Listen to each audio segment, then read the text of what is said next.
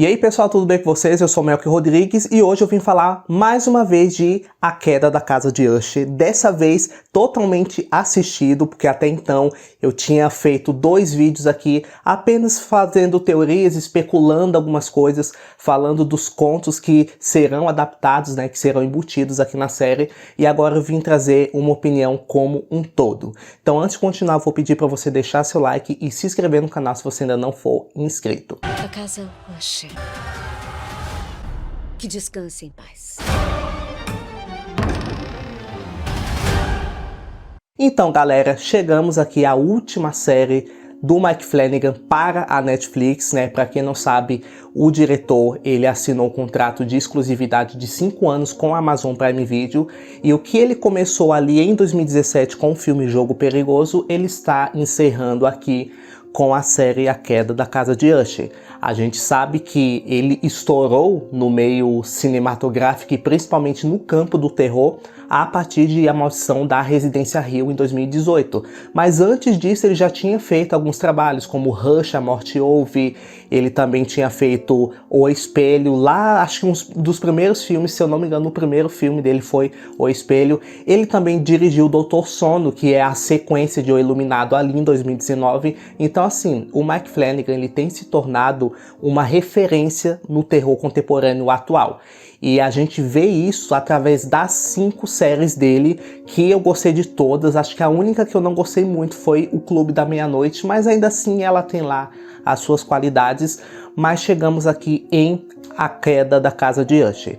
E eu digo assim, às vezes quando você começa a assistir uma série do Flanagan, você se esquece de que ele não trabalha naquele terror convencional.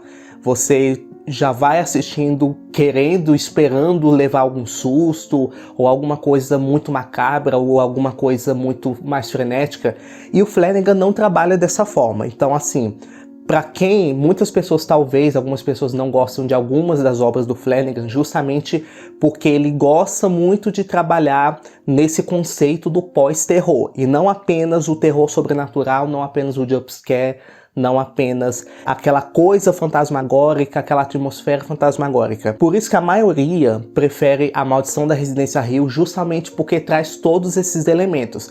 De A Maldição da Mansão Bly pra cá, ele já começou a trabalhar melhor a construção dos personagens e o pós-terror como um todo. Nesse vídeo eu vou comentar um pouco aqui do final, um pouco ali da trajetória, principalmente dos gêmeos, os Usher, o Roderick e a Madeline. Eu tinha feito 2 vídeos, né, falando de algumas coisas que eu achava que poderia acontecer em vista dos contos que eu li. Porque a série, ela pega 23 contos e na verdade são 24, só que um tava fora da setlist, que era Goldbug, que no caso Escaravelho de Ouro. Eu acabei vendo as referências desse conto aqui na série. E esses 24 contos eu acabei lendo todos eles, então assim, pra mim foi um pouco mais fácil pegar algumas referências e também entender alguns conceitos pelo fato de eu ter lido os contos. Não significa que você é obrigado a ler todos eles, todos os contos, para você, né, poder entender a série, porque eles jogam ali as pistas para vocês, colocam uma coisinha daqui, uma coisa de um conto ali, outra coisa de um poema aqui, mas entende mesmo assim, pega aquela referência quem leu. Mas não necessariamente é obrigatório você ter lido. Então assim, uma coisa que eu gostei muito foi do fato de toda essa questão da Verna, dela ser a representação do corvo, que eu tinha falado no outro vídeo que eu falei da Verna, e que o próprio Mike Flanagan falou, a Verna, o nome Verna é um anagrama, né, do nome Raven, que Raven significa corvo em inglês. Então a Verna, que é um demônio metamorfo, ela é a personificação do mal. Certo? Era a personificação do demônio. Então, quando a gente estava assistindo e sempre ficava voltando, dando aquelas voltas no passado, mostrando os gêmeos quando eram jovens, quando eram adultos ali, entrando na fase adulta, como que eles adquiriram a Fortunato, porque até então eu pensei que a Fortunato, assim, já era deles por direito. E não, eles tomaram, né? Eles tomaram a empresa Fortunato, que era lá do Rufus Gifford, né? Que na verdade era do pai deles, do pai verdadeiro deles, porque ele teve um caso com a mãe né, com a secretária, a mãe deles era secretária do cara, a mãe deles teve uma doença, ela começou a definhar, então ela supostamente morreu, os filhos enterraram ela, só que depois, no outro dia, ela acabou voltando à vida e foi uma coisa que não ficou muito bem explicado, porque às vezes a série trabalha com vislumbres que você tem cenas que você não sabe se é real, se realmente está acontecendo ou se é apenas uma ilusão, mas acontece que acho que no outro dia ou na mesma noite que ela foi enterrada, ela saiu da tumba, foi atrás do cara e matou ele. Então deixou ali a Madeline juntamente com o Roderick, a Deus dará. Só que depois, com o tempo, o Roderick acabou conhecendo a Annabel Lee, que é o grande amor da vida dele, que eu comentei sobre ela no primeiro vídeo que eu fiz, e Annabel Lee é justamente o poema do Edgar Allan Poe. E o próprio Roderick, ele menciona, ele faz citações desse poema direto como uma forma de declaração para a esposa dele. Então eu achei isso incrível. A Madeline, ela começou a desenvolver uma ambição assim até fora do comum, porque quando ela era jovem, quando ela era criança para jovem, quando a mãe faleceu, você não via muito esses traços ambiciosos, gananciosos vindo dela. Então, você só percebe isso já nela adulta. Então, ela que começa a dar ideia pro Roderick, ela que começa a falar pra ele que, olha, se você quiser vencer, se você quiser pegar Fortunato, você tem que jogar o jogo do Rufus Gifford. E foi justamente isso que ele fez, contra a vontade, talvez até mesmo contra a vontade dele, principalmente contra a vontade da esposa, a Annabel Lee. Então a Annabel Lee ficou muito assim, muito chateada pelo que aconteceu, por ver que ele traiu o Walt, né, que é o Dupin, e acabou traindo todo mundo, e de uma certa forma traiu ela também, traiu a confiança dela, por isso que fez com que a Annabel Lee se separasse dele. No decorrer da série, quando a gente estava assistindo, a gente ficou naquela dúvida sobre o que poderia ter acontecido com a Annabel Lee. Até o último episódio, a gente não tinha uma informação, e assim, eu meio que já sabia, meio que já esperava que ela tinha morrido, mas eu fiquei naquela, cara, mas o que realmente aconteceu com ela? Então foi isso, antes dela morrer, ela realmente se afastou.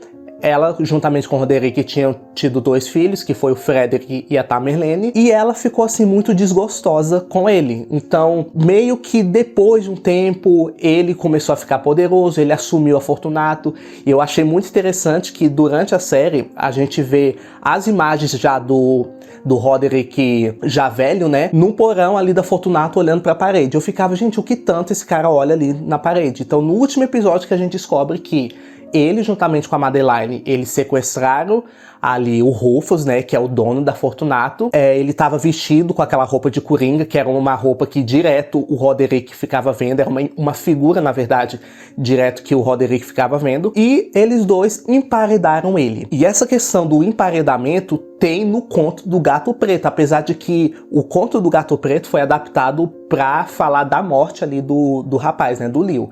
Só que essa parte, esse trecho de emparedar uma pessoa veio justamente do Conto do Gato Preto, e eles utilizaram aqui para eles fazerem juntamente com o Rufus. E eu achei isso sensacional. Então, quando a gente vê ali no último episódio que aparece o fantasma da Annabel Lee, esfregando verdades na cara dele, tipo, eu tinha minha vida, eu tinha meus filhos, e isso e aquilo, você ficou poderoso e você ofereceu dinheiro pra eles. Com quem que você acha que meus filhos iam ficar? Comigo, uma pobre, não bem com essas palavras que ela usou, mas dá a entender que ela quis dizer isso. Você acha que meus filhos iam querer uma mãe pobre como eu, ou ficar nadando no dinheiro com você? Claro que eles iriam escolher você. Então, tecnicamente foi isso que aconteceu, apesar de que não ficou muito claro como ela morreu, mas já deu a entender que realmente depois disso daí ela acabou vindo a falecer. Então teve a questão do pacto, né? Eu já tava assim, a gente já tava desconfiando mais ou menos o que poderia ter acontecido da Verna vir voltar anos depois cobrando a vida de cada um dos filhos, né, do Usher. Então realmente a Madeline, juntamente com o Roderick, eles conheceram a Verna ali naquele bar na festa de Ano Novo de 1979 para 1980. Então ela ofereceu para ele riqueza, ofereceu para eles muito poder, só que ela fez uma oferta, né? Ela fez uma oferta em troca, na verdade. Você vai ter tudo, vocês vão ter tudo, vão ter dinheiro, vão ter poder, mas daqui a alguns anos eu vou cobrar e isso vai ser descontado na linhagem de vocês, ou seja, na linhagem dos Usher. Aí a Madeline ficou naquela, tipo, eu não tenho marido mesmo, eu não tenho filhos, então isso aí é com ele. E ela falou, não, você tem que aceitar também, você tem que dar a sua palavra. Então o Roderick falou acordo fechado, a Madeleine acordo fechado, e elas falaram, e agora, como que a gente paga a conta? E a Verna falou, a conta já está paga. Então anos depois que ela veio cobrar este acordo, né, de realmente estar indo atrás de cada um dos filhos. Eu vou falar melhor das mortes, né, de cada um dos filhos em um outro vídeo separado. Eu acho que esse aqui é pra gente tentar contextualizar um pouco dos Usher, dos gêmeos Usher e do pacto deles com a Verna, e também um pouquinho do final. Só que ainda falando dessa questão da linhagem e da cobrança da Verna, e é uma coisa assim que ela fala muito de consequências, principalmente ali no episódio da morte do Perry, que ela fala muito em consequências. E uma das coisas assim, e talvez, na minha opinião, a morte mais triste e injustiçada foi a da Lenore, que é a filha do Frederick. Por que foi a mais injustiçada? Porque dos Usher ali, dos Usher atuais, ela era a única que tinha caráter, ela era a única boa, né, de uma certa forma.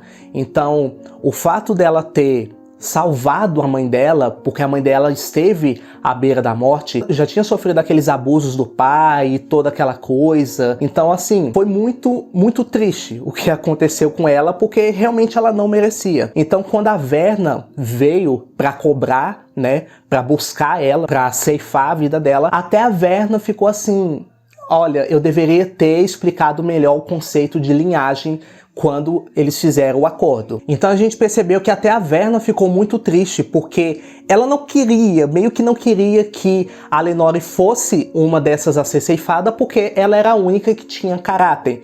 Então antes, né, de vir a morte mesmo, ela explicou para Lenore, olha, eu só quero que você saiba que a sua mãe, ela vai se recuperar, ela vai sair dessa, ela vai passar, acho que 3 anos fazendo enxertos de pele, reconstituição do rosto, fisioterapia, mas depois ela vai vencer, ela vai se tornar uma mulher poderosa, ela vai ajudar várias e várias pessoas, várias ONGs, e isso tudo aconteceu por sua causa, Lenore. Se não fosse por você, se não fosse pelo fato de você ter denunciado, digamos assim, o seu pai, e ela ter entrado naquele quarto e viu o que aconteceu com a mãe dela, nada disso teria acontecido. Então ela falou, eu só queria que você soubesse, e ela coloca a mão na testa dela e ela morre.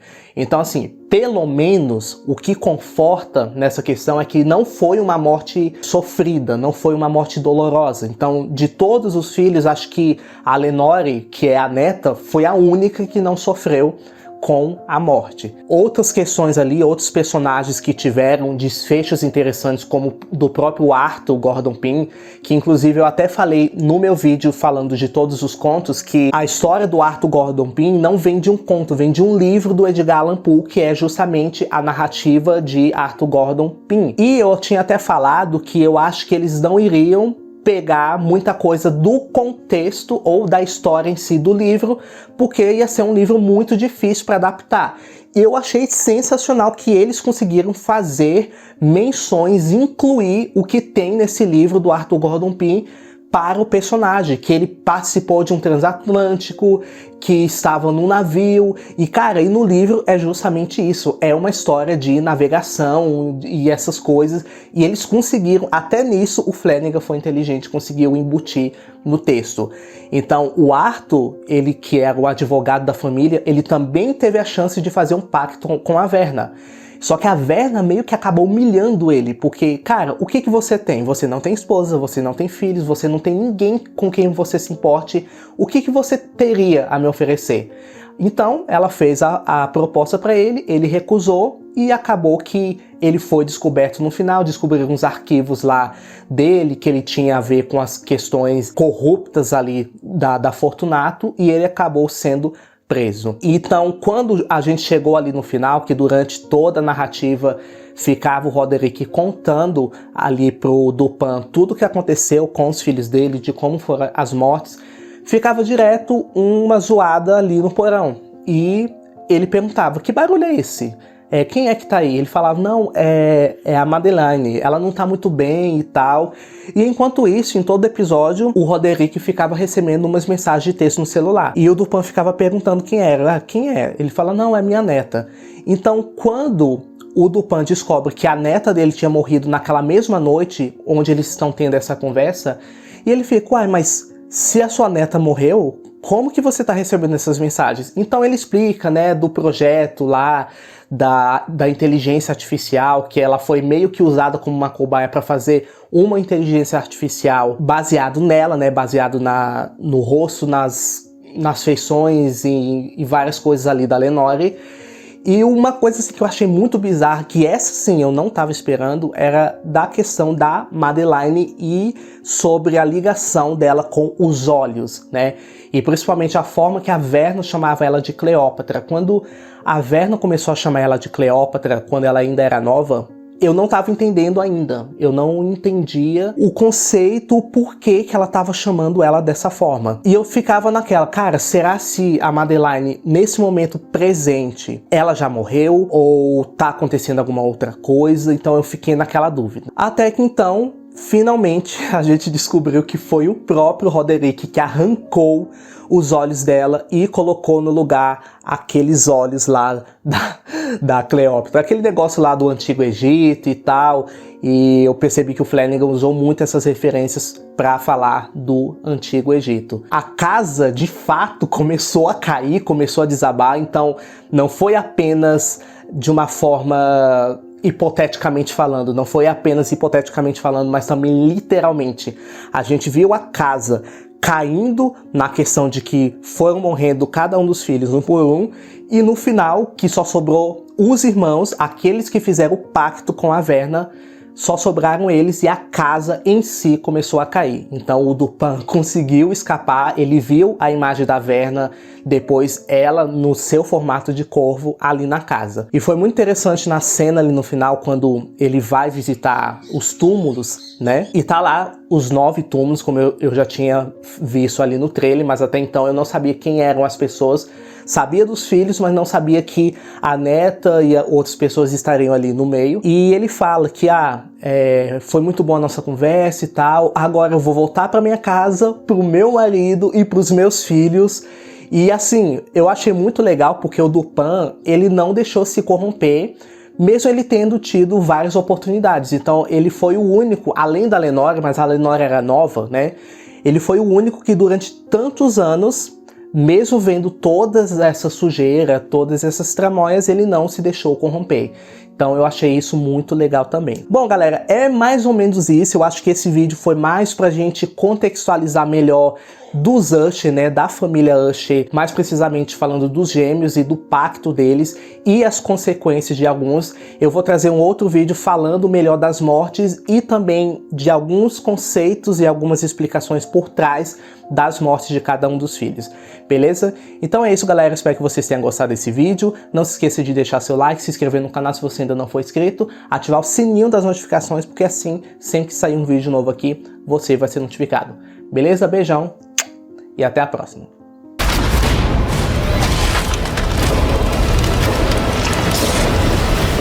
Shall do it.